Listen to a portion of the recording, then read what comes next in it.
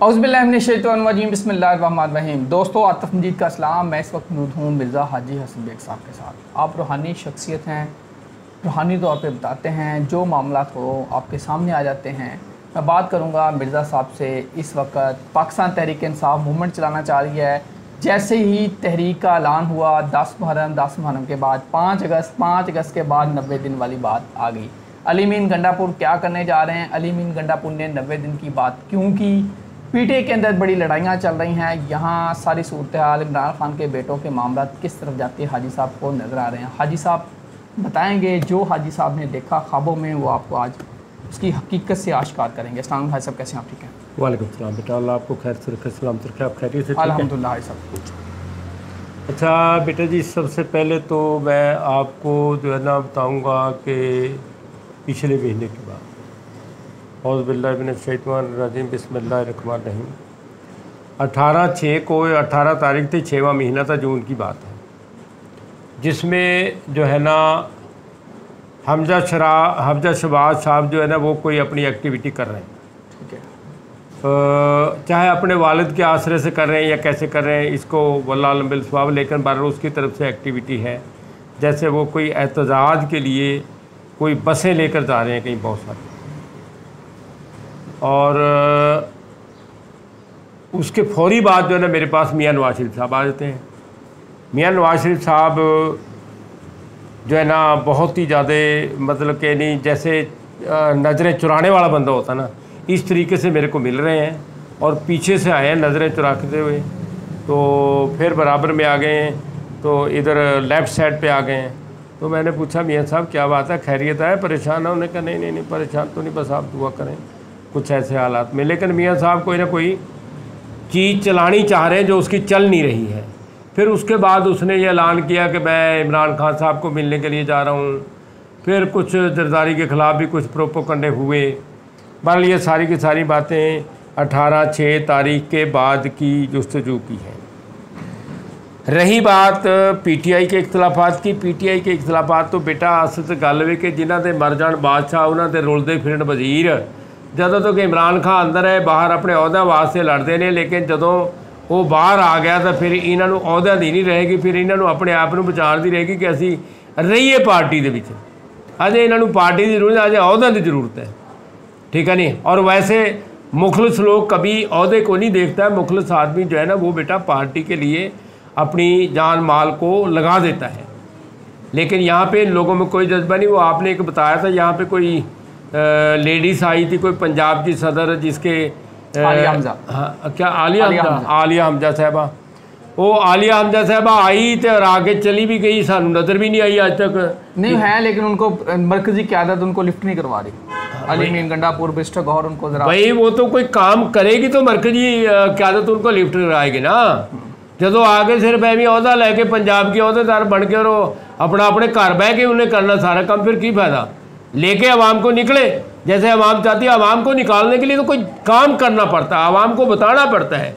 ये नहीं कि वो घर बैठी आलिया हमजा को कहेंगे कि आलिया हमजा पंजाब की सरपरस्त बन गई और उसके बाद आलिया हमजा को फूंक मारेंगे। वो अल्लाह सुब्हानहू तआला ऐसी ताकत भी दे सकता है कि फूंक मारने वाली भी, लेकिन अभी इस काबिल ये है नहीं कि इनको फूंक मारी जाए। और पीटीआई के साथ कोई ऐसी क्या नहीं। मैं आपको अल्लाह के हुक्म से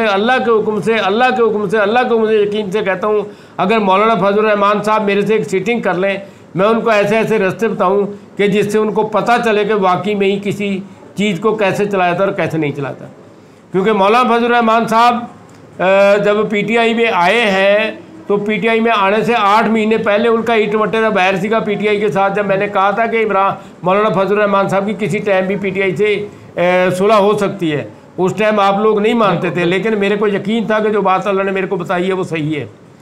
तो वो फिर आगे 8 महीने के बाद आए थे। तो इस तरीके मैं मौलाना फजल रहमान साहब अगर एक दफ़ा मेरे सीटिंग कर लें, हम ये नहीं चाहते कि कभी मुल्क के हालात ख़राब हों, लेकिन मुल्क के हालात तो इस हद तक ख़राब हो गए हैं कि अभी वो कोई साहब मेरे को बता रहे थे कि पैसे निकलवाने में भी टैक्स लगा दिया इन्होंने। ठीक है नहीं, और पैसे देने में तो खैर लगना ही लगना है, लेकिन लगाने पे भी, यानी इनको यही नहीं पता कि हम हालात को लेके किधर जा रहे हैं। आते हैं आवाम की मुश्किलें आसान करने के लिए और आवाम को मुसीबत में डाल के चले जाते हैं। जब भी जितने दफ़ा भी वादा करके आए कि हम आवाम के लिए आए और आवाम के लिए मर जाएंगे, तो वो आवाम को मार के खुद चले जाते हैं। मुड़ के फिर कोई ना कोई दूसरा, वो कभी डाकिए वाला कोट पहन के आ जाते हैं, कभी कोई और कोट पहन के आ जाते हैं, कभी कोई शेरवानी पुरानी पट्टी पहन के पाते हैं, कभी नवी पहन के आते हैं। कहते हैं हम ये कपड़े बेच के जो है ना मुल्क के कर्जा उतार देंगे। भीख मांग मांग के जो है ना मेरे को ये बात कहते हुए जो है ना शर्म आती है हुक्मरानों को, क्योंकि हुक्मरानी आपको अल्लाह ने नहीं दी। अगर अल्लाह ने दी होती तो मैं आपके पैर पकड़ता। तुमने हुक्मरानी ज़बरदस्ती ली हुई है और आवाम को मारने के लिए ली हुई है। तो इसलिए मैं तो ये इल्तिजा करूँगा, अगर तुम्हें खुदा और रसूल याद आ जाए, इस गरीब आवाम के लिए सोचो। कोई चीज़ किसी के बसात में नहीं है। रोटी तो अल्लाह ने देनी है, अल्लाह ने वादा किया हुआ अपने बंदे के साथ कि मैं तुम्हें भूखा नहीं छोड़ दूंगा। लेकिन रोटी के अलावा जो ऐसी चीज़ें हैं, अब वो जैसे जैसे लोग मेरे पास आते हैं और जैसे जैसे अपने हालात बताते हैं। लेकिन मैं आज से 25-30 साल पहले की बात बताता हूँ। कोई कराची के कुछ लोग मेरे पास आए हुए थे, तो वो बात करने लगे कि ये लाहौर में क्या है जी, और हमारे कराची में समुंदर है और ये है वो है। तो मैंने उनसे कहा, बेटा जो लाहौर है, लाहौर ख्वाबों का शहर है और लाहौर में इज्जत हया शर्मो हया है। मैं क्या, जिन्हों शर्मो हया होती है ना, वो चुल्लू पर पानी में डूब के मर जाता है। जिन्हों नहीं शर्म आती होगी वो समुद्रा में नहीं डूब जाएगा जी। तो बेटा जी, कराची की क़यादत ने भी आज तक हमारे साथ यही किया जब से भी वो आई है। अब तो खैर कराची की क़यादत नहीं, अब तो वहाँ पे पीपल पार्टी है, ठीक है। जरदारी 1000 पे भारी है, लोग तो 100 पे भारी कहते हैं। इस सारी सूरत में क्या जरदारी रहेगा सदर पाकिस्तान? अगर जरदारी नहीं रहेगा तो ये कोई भी नहीं रहेगा, ये बात याद रखो। क्योंकि जरदारी ने मैंने को खानू दाने नहीं देने। अभी आपको जरदारी नज़र आ रहा है? हाँ अभी है, अभी जरदारी की कोई बात मेरे को ऐसी नहीं नज़र आई है। लेकिन इनके हालात ख़राब हो जाएंगे क्योंकि इनका अपना आप नज़र आ जाएगा कि जरदारी के साथ कितने मुखलिस हैं। हाँ साहब, इमरान खान कहाँ खड़े हैं इस वक्त? इमरान खान तो ये आवाम की तरफ देख रहे हैं मुल्क के लिए। इमरान खान की जो स्टेज है वो इतनी अच्छी स्टेज पे बैठे हैं कि उन्होंने कभी अपनी ज़ात के लिए कोई चीज़ नहीं सोची है। वो मुल्क के लिए सोच रहे हैं और वो गुलामी से बचने के लिए सोच रहे हैं। उसका तो एक ही नारा है। और भुट्टो के इस नारे के पीछे यहाँ नारकई में लोगों ने कोड़े खाए हैं। तो यहाँ पे अब इनके अंदर हिस्सी कोई नहीं रही है। अब खाबे इनको खाने को चाहिए। जहाँ कहीं कोई खाबा मिल जाता है, चाहे इमरान खान की तरफ से मिले, किसी की तरफ से, तो वहाँ पे ये अपना इकट्ठे हो जाते हैं। लेकिन वैसे मुखलस होके नहीं। जिस दिन मुखलस हो गए पंजाब के लोग, उस दिन ये समझ लो कि पाकिस्तान का पलड़ा भी पलट जाएगा। मैंने कई दफ़ा पलटते देखा, लेकिन फिर ये कुछ ना कुछ लोगों से लूट मार करके कुछ उसके सदकात वगैरह देते हैं और फिर वो खुद बच जाते हैं। तो इस तरीके से जो है ना इस मुल्क के दुश्मन, कहना ਜਿਹਦੇ घर ਦੇ ਵਿੱਚ दुश्मन ਉਹਨੂੰ ਬਾਹਰ ਕਿਸੇ ਨੂੰ ਦੇਖਣ ਦੀ ਕੀ ਲੋੜ ਹੈ, ਉਹਨੂੰ ਬਾਹਰ ਕਿਸੇ ਨਾਲ ਦੁਸ਼ਮਣੀ ਕਰਨ ਦੀ ਕੀ ਲੋੜ ਹੈ। ਠੀਕ ਹੈ ਨਹੀਂ ਗੱਲ ਜੀ।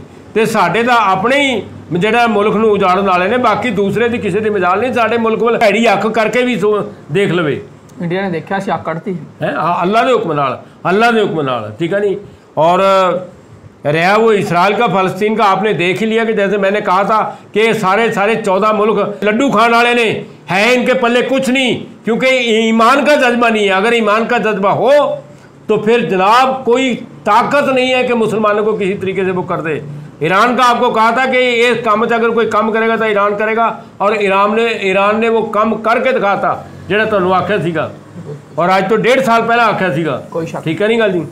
तो बेटा जी अब भी ईरान अपनी जगह पे कायम दायम आ। उसके अंदर जिमें वो रात ਨੂੰ ਜਿਹੜਾ लोग सर्दियों बाहर मुंडे बहते ने ना, गल्लां बातां करते हैं, वो लकड़ियां बाल के ਜਿਹੜਾ ना अपना ਉਹਦੇ ਨਾਲ ਅੱਗ ਬਾਲ ਲੈਂਦੇ ਨੇ।